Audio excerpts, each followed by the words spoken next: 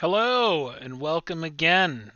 It's Mark here, and I'm talking about Magic again. And today we've got another commander deck by a player at our LGS in our community. And so we're going to run through that, and so hopefully you'll enjoy everything we've got here. So you can see the name of this deck is You're Gonna Get Jurass Kicked. Definitely some points for creativity on the name. Our commanders are partners, and they are from the Jurassic Park Special Edition cards. Owen Grady Raptor Trainer is a 3/2 human soldier scientist for one, a red and a green. And it has partner with Blue Loyal Raptor, who's our other one, other commander. It says Owen Grady says tap, put your choice of a menace, trample, reach, or haste counter on target dinosaur, and you can do that only as a sorcery. And our other partner pair, Blue Loyal Raptor, which has partner with Owen Grady Raptor Trainer. It's a 5/4 dinosaur creature. Costs 2, a green and a blue.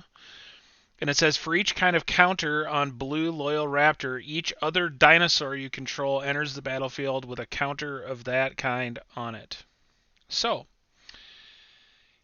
uh, our deck here is primarily focused on putting different kinds of counters onto our creatures, probably onto blue as often as we can do that, so that the other dinosaurs that we play come in with those counters.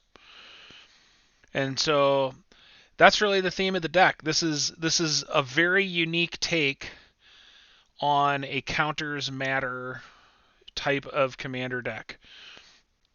So we're just going to touch on some of the kind of we have a lot of the usual suspects with the dinosaur cards. I think for the most part, people have thought of dinosaur themed decks being red, white, and green. This one is red, blue, and green.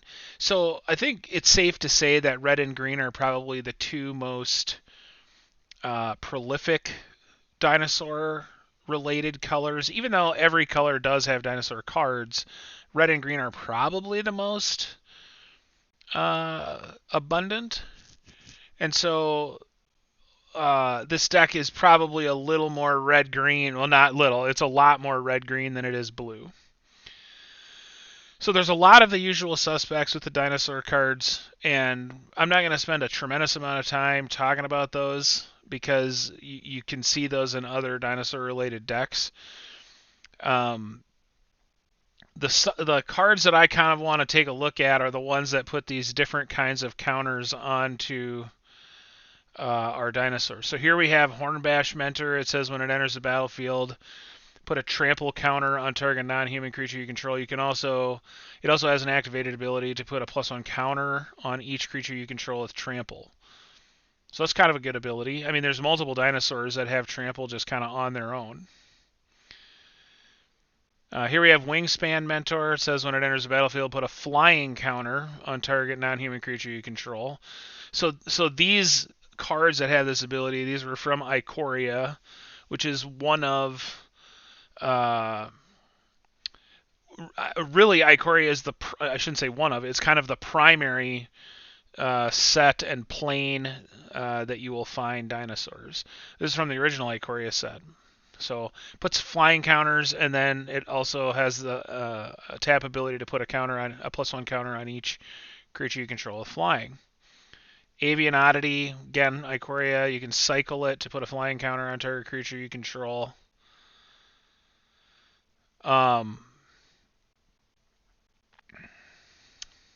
Let's take a look here. Slippery Bog Bonder. It has flash and hexproof, and when it enters the battlefield, put a hexproof counter on target creature. Then move any number of counters from among creatures you control onto that creature. I don't know how often you would use that part of the ability, like that second part of the ability, but getting a hexproof counter onto blue and then letting your other dinosaurs come in with that counter seems pretty good.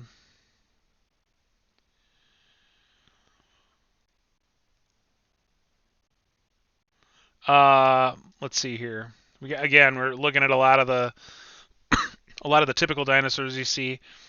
Hexavus is a 6 mana artifact creature construct.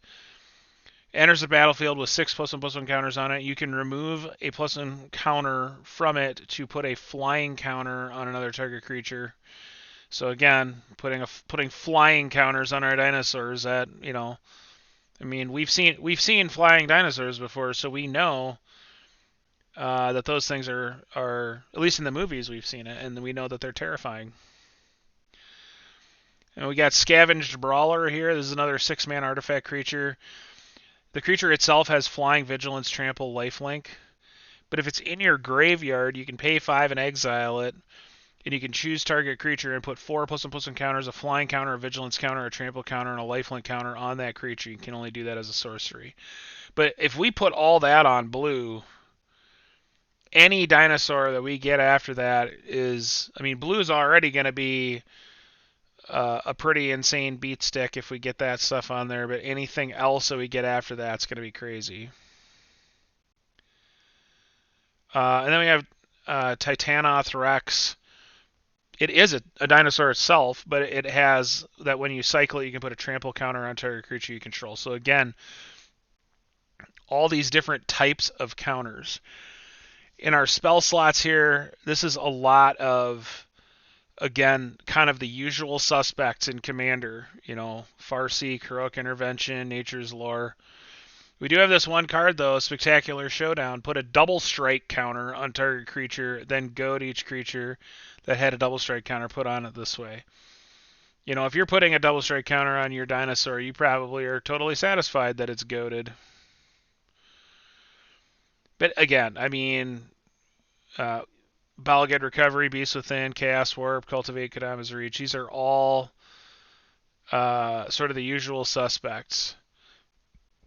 We do have this one dinosaur specific one here, Savage Stomp.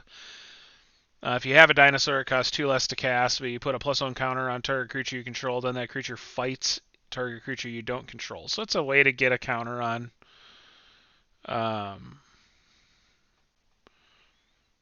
one of your creatures. And of course, we've got Savage Order, which is another Jurassic Park themed card. Star of Extinction, because why wouldn't you? I mean, look, if we're going to have a board wipe and it's going to be in a dinosaur deck and we want the flavor points, we're putting Star of Extinction in there for sure. A couple artifacts in the counters matter thing. We've seen this one before, the Ozolith. This one, whenever your creatures with counters on them leave the battlefield, then the Ozolith sort of sucks up those counters, and then at beginning of combat, you can move those counters onto one of your other creatures. Agent's Toolkit's kind of a tricky one. It enters the battlefield with a +1 counter, a flying counter, a death touch counter, and a shield counter on it. And then when a creature enters the battlefield under your control, you can move a counter from the toolkit onto that creature. So, yeah, it's very much a toolkit, and it kind of hands out the tools as you go.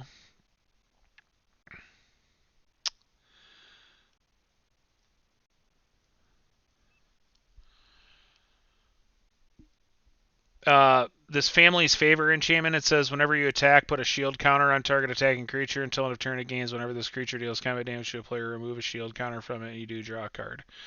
So it's a way to get shield counters onto your creatures. And then we got some stuff that draws some cards. Rhythm of the Wild. It gives your creatures Riot. So, that's another way to get counters onto your creatures. And then as far as our lands go here, we do have a couple that are helpful for getting different kinds of counters onto our creatures. So we have Nesting Grounds. It has the ability to pay one, tap it, and move a counter from target permanent you control onto another target permanent. You can only do that as a sorcery, but that's a way to move them around. We have Opal Palace. When you cast uh, when you cast your commander, if you're activating Opal Palace, then it can put some counters on the commander.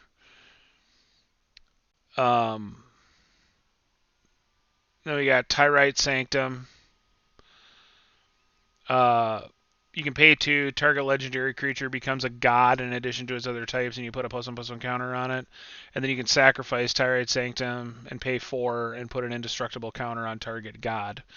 So again, it's a way to get an indestructible counter onto one of these creatures. So the whole theme of this deck is put a bunch of weird counters, preferably on blue, so that all of our other dinosaurs come in with these counters. And really, even just Owen Grady being able to put Menace, Trample, Reach, or Haste counters on dinosaurs, especially if it goes on blue, that's just going to let all the future dinosaurs get these buffs.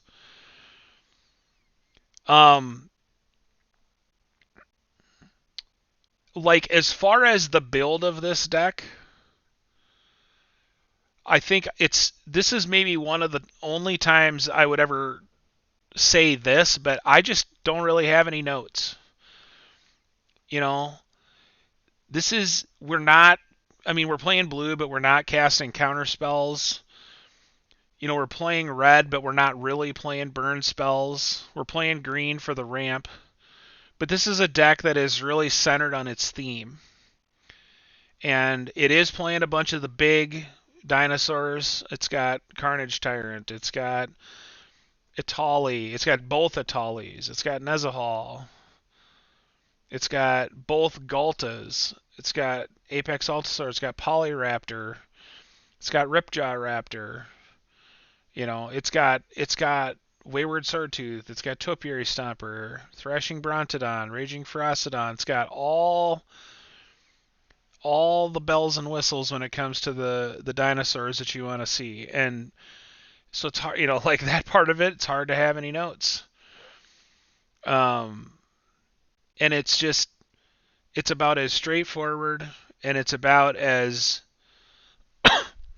to me, it's about as medium of a deck as you can get. Like, it's great in the fact that it can have some really nice buffed creatures toward the end of the game, and with the counters that you're putting on them, they can become really challenging to interact with and block. And so you've got a lot of potential for just having combat go in your favor. It's kind of sneaking some secretly really powerful cards in, like it's got Decimate, destroy target artifact, target creature, target enchantment, and target land. That's just kind of a one card, solves it all sort of a card. We talked about Rhythm of the Wild. Creature spells you control can't be countered, and they all have Riot. Like, that's just a really nice card. And it's got some other enchantments that give you some ability to draw some cards like Kindred Discovery, Temur Ascendancy, Elemental Bond.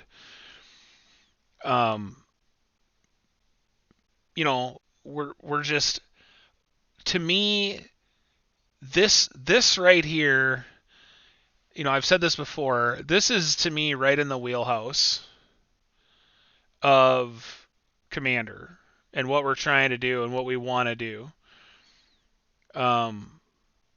If we're looking to have kind of a fun, casual game, this is the type of deck that's gonna get to that end goal for sure. It can win the game through combat.